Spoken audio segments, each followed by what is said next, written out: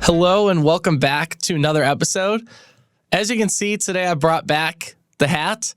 There was no real reason in particular. I just feel like wearing it today. And I haven't worn it in the episodes in a while. I almost wore short sleeve today, but it wasn't quite warm enough when I left this morning. But, that's okay. Maybe next week.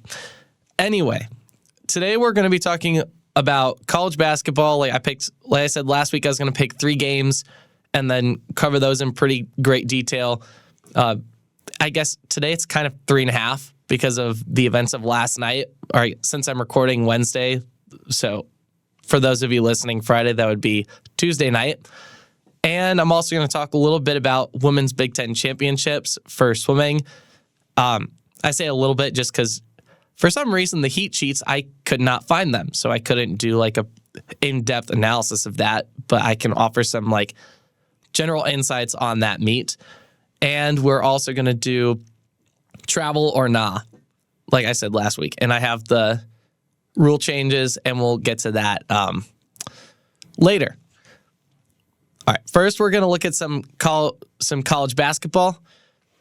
Again, like I said, I'm going to break down 3 games in detail rather than trying to break down every single game with little detail, because at that point I would just be giving you guys the scores and you guys can look up the scores on the internet. So there's no real purpose to that. So anyway, the first game that I'd like to talk about is the Purdue versus Ohio State game.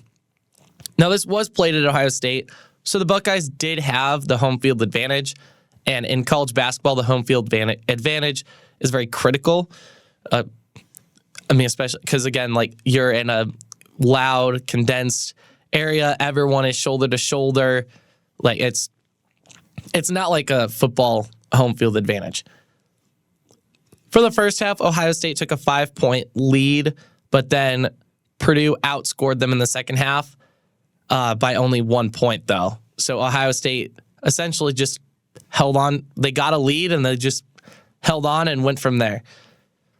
Defensively, Ohio State had 10 steals, and that was and that led to Purdue having 14 turnovers.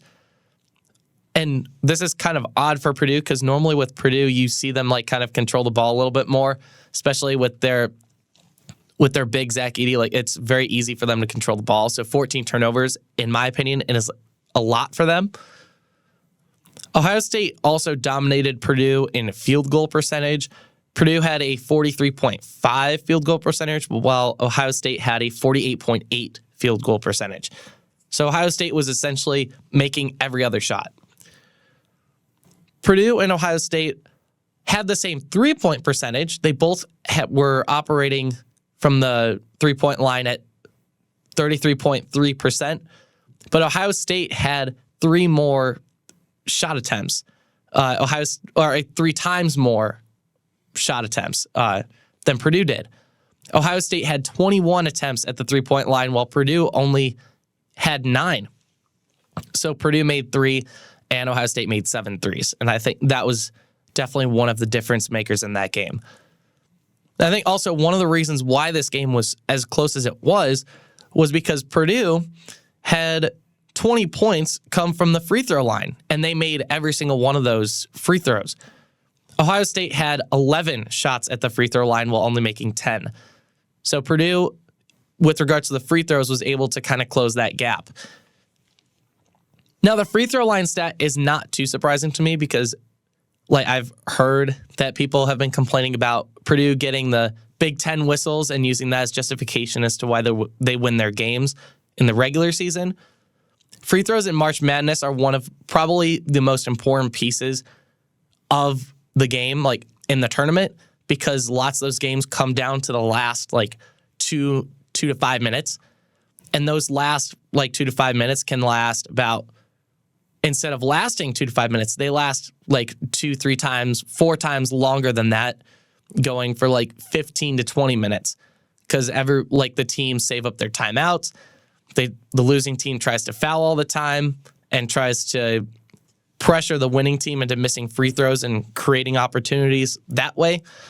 But in the case of Purdue, last year, one of the things that we saw was when they lost to the 16-seeded FDU Knights, Purdue got into foul trouble early. Edey was one of those players, and Edey is, he's been their most important player for however long he's been there. And you don't really see that too often in the regular season play with Purdue. And I think, like people have said, that they get the Big Ten whistles. They always seem to have that free throw advantage. Like, they seem to be favored wherever they go with the referees. And in the March Madness tournament, you don't get your conference's referees. Like with the, like for the College Football National Championship, you had Michigan and you had Washington. And the rest they had were from neither of those conferences. They were from the ACC conference. So that way it would be neutral. And that's what happens in March Madness too. And we could, like with Purdue this year, they're probably going to get the 1 seed this year. Big Ten is weak. Like, they're going to stack up a bunch of wins. They're going to stay in the top 4 overall. So that's probably going to lead them getting the 1 seed in the Midwest region. And because of that, I think we could see a repeat from the Virginia storyline, where Virginia lost to the 16 seed. And the very next year, they go in to the big dance and they win the national championship. We could see that again with Purdue, which would be weird because then you see the same thing happen twice, and you don't normally see the same thing happen twice. But I think it all comes down to whether or not Purdue is going to play down to whichever team they're playing, or they're going to just play their game in the tournament and then just go as far as they can. Because it doesn't matter if you're a 1 seed, 16 seed, a 12 seed. You have to play every single game in that tournament like it is the last time you're going to be in that tournament. Otherwise, if you think you're going to go on to the next time and you overestimate yourselves or underestimate the other team, you're going to lose, most likely. Because the other team probably is not going to over or underestimate you. They're going to play the best that they can. All right, with the conclusion of that breakdown, let's move on to the Houston-Iowa State game. This one was intriguing to me because if you look at the stats, you see some interesting trends. Field goal percentages of both teams were almost exactly even. Houston had the slight edge with a 42% of making the field goal over Iowa State's 41.8. So they were almost like shot for shot inside the paint in the field. Iowa State did dominate at the three-point line, shooting 9 for 17 with a 52.9%, with that being 52.9%. And Houston performed really bad behind the three-point line. They shot 29.2% and only made 7 for 24 of the shots. Houston had more than twice the amount of free throw opportunities, though, than Iowa State did, with 32 shot attempts and making 24 of those. Iowa State only had 15 shots behind the line, but they made 10. So even though Iowa State had less shots, leaving them open to have, like, if they made 12, they probably would have had a higher free throw percentage than Houston. But Houston made a strong amount of their shots, so they ended up having the higher free throw percentage. But having 32 shots to 15 shots at the line, that is a huge advantage.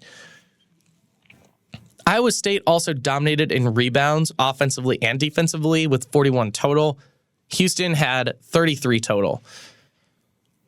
Houston did control the game on the defensive end of the ball, though, and they had 13 steals, which in college basketball, that is a huge difference maker in the game. Iowa State only had 5.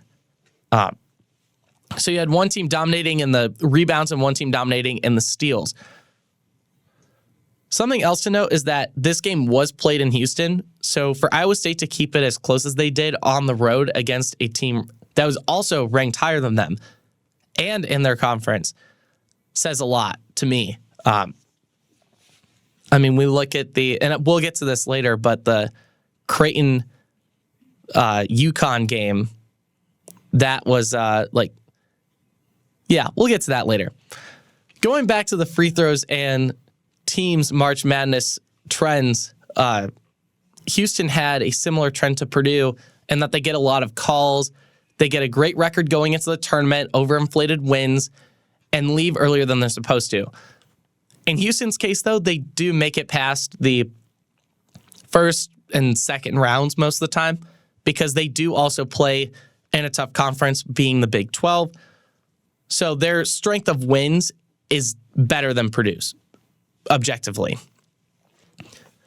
Iowa State also seems to leave earlier than they're supposed to. But to me, this year seems a little bit different. I mean, we see them now. I think this week they're in the top 10. I think they're the number 6 team, actually, right now, which I don't think I've ever seen them ranked that high in the AP poll, which is huge for them.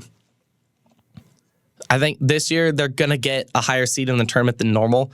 They could make an insanity run in the conference tournament to get them, to further establish them getting a higher seed. But like all the teams, they just have to hope that they don't get a team that matches up well against them, like their weaknesses, or like their defensive play is really good at isolating, like the 3-point shot. Like if you're Creighton, you don't want a team that can guard the 3-point line very well. And if you do, you could be in danger of losing early. And I also say that because there is some sneaky teams that quite literally come out of the woodwork and just go on an insanity run. I mean, we saw Princeton, they beat Arizona last year, the St. Peter's thing a couple years ago where they were the first 15 seed to make it to the Elite Eight. I mean, we see crazy stuff like this every year. Now for the last game, I wanted to look at the Kansas-Oklahoma game. This year, Kansas has been a very interesting team in that they are winning games that you don't think they might win. You think they're probably going to lose that one, but then they go out and win, sometimes commandingly, and then they go and lose games that you think that they should have won, which is weird. I'm sure Vegas doesn't really like that too much. Games that they won that I thought they probably could have lost was when they played Tennessee back in November and Houston at the start of February. And the Houston won because that was in Houston. And I mean, like I said earlier, playing on the road, especially in conference, is very, very difficult.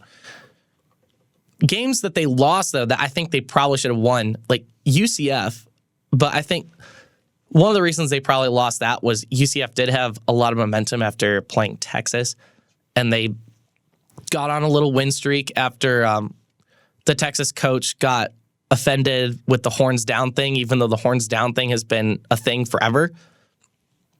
And the one that surprised me the most, though, was the Texas Tech one. Texas Tech has been kind of fluctuating between being ranked and unranked.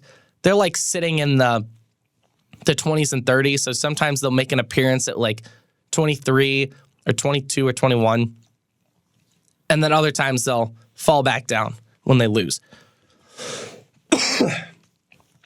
Texas Tech is normally not too bad in the tournament. They get about as far as you'd think they'd go.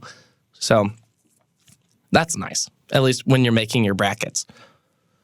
Out of those teams, though, 3 out of these 4 teams are Big 12 teams, those being Houston, UCF, and Texas Tech. And one of them, UCF, has consistently been unranked all year. I think Texas Tech was ranked when Kansas played them, but normally, since Texas Tech goes in and out of the rankings, I consider them a ranked team because they're either in the bubble of being ranked or they're ranked. UCF, not so much. They normally are not ranked, at least this year. The Sooners game was one that I thought that they should have won. I mean, it was on the road, but still, I think Oklahoma has kind of a little bit of an inflated record. But I mean, they're doing better than they have previous years. I mean, we look at when they had Trae Young, they did really well and they were highly ranked and they're expected to make it far in the tournament and everything. Then as soon as he left, their program just kind of fell apart. So now it's it's looking like their program is kind of on the comeback right now. This game, the Jayhawks did start from behind after the first half, but they had an amazing second half offensively and defensively. They held the Sooners to 23 points in the second half and then scored 38 for themselves. And the Sooners had like a 5-point lead, so they didn't really have much of a lead going into the second half, but I mean, 5 points is 2 possessions, 3 possessions, depending on if they do 2-point shots or 3-point shots. From the field, Kansas was shooting at 44.1%. I feel like that's around what they normally do. And Oklahoma was shooting at 32% from the field.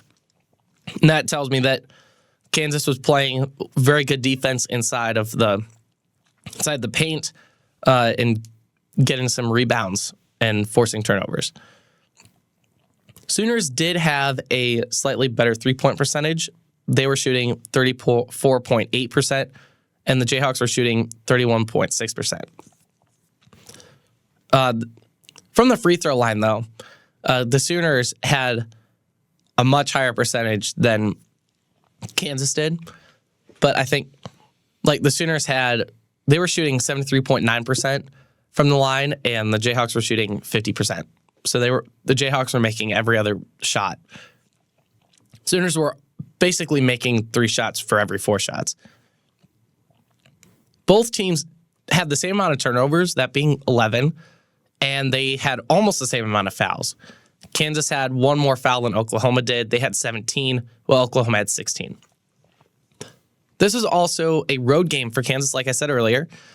So despite what the score says, because the score did end up being pretty close, it was a great win for them. I think since Kansas is not too dependent on the free throw line, they could make it far in the tournament this year. But they're going to have to make sure they start out strong and hold on.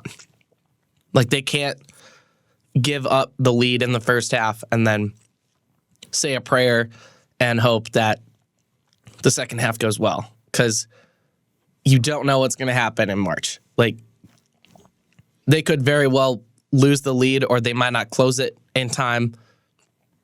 And if they're not good behind the free throw line, even if they have a slight lead, the opposing team will have a shot at catching them. All right. All right, now we're getting to the Creighton versus UConn game. So this is the official last game for college basketball.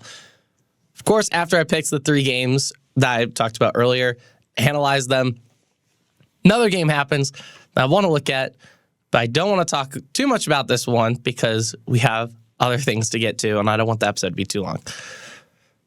This game, of course, being Creighton versus UConn.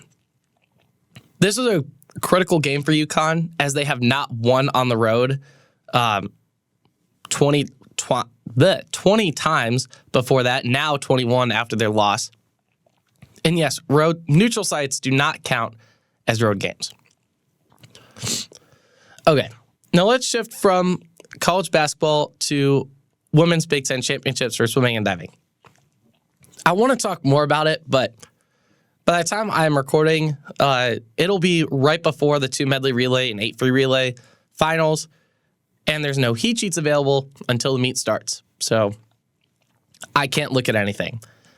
However, I will and can give a general prediction of how it will probably go, or at least why it will go the way it will.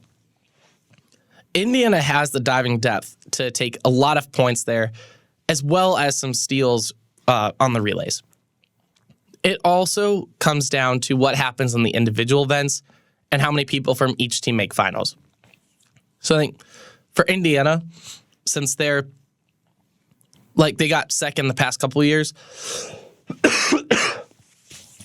the way they get over the hump against Ohio State is they just get as many people into a final as possible. Because in swimming, what happens is you make a final, but even if someone in B final or C final beats you, they still don't score those points. So, like, you could either score, like, if this was like a dual meet, first place is like 20 points, and 8th place is, let's just say, 11. If it was prelim final, you would have the likely, like, you'd be able to score 20 points as the max points as one individual, or 11 points as the least amount you could score for that final. Now, you like, the more people you have in a final, even if you don't win, you could still outscore the other team in that event, depending on how many people you have in each final.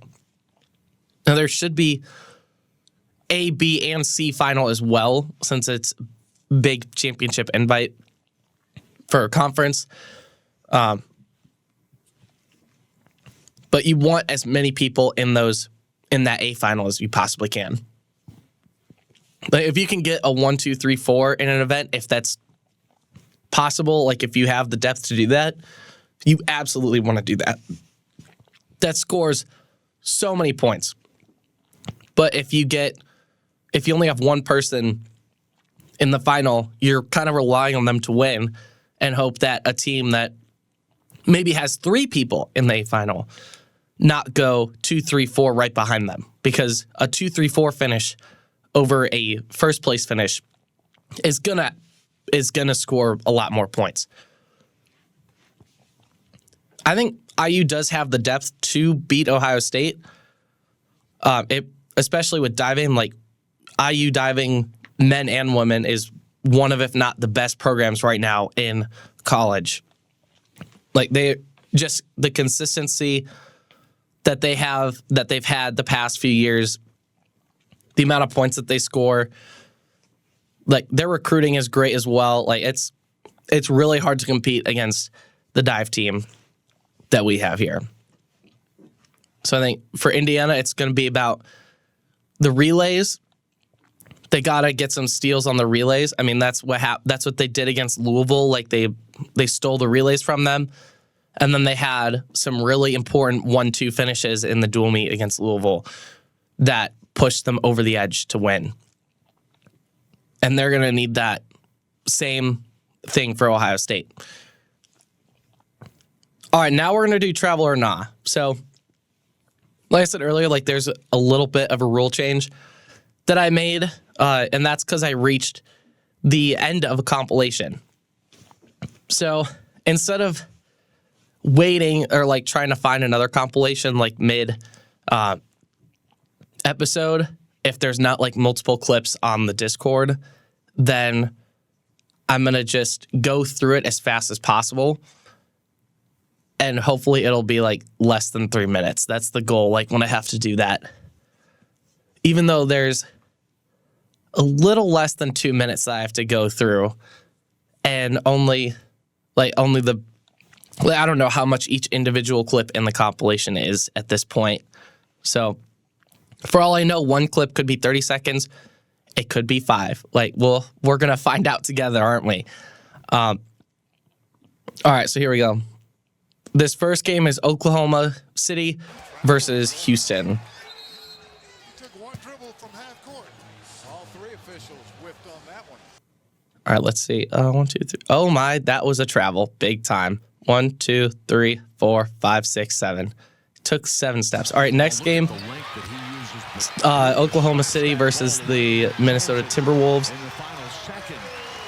Guy took another 3 steps. Now we got the LA Clippers, Brooklyn.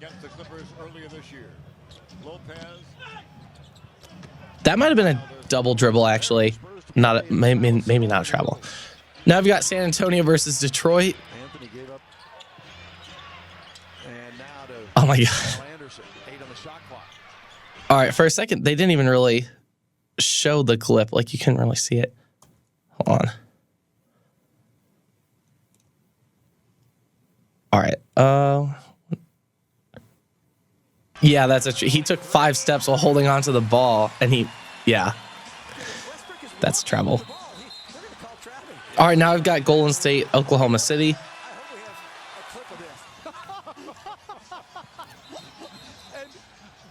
Okay, we barely even saw the clip. Let's see. I don't Oh my God, this is the one where Russell Westbrook is just walking up the center of the court and he's like pointing his fingers, but he forgot he was holding onto the ball.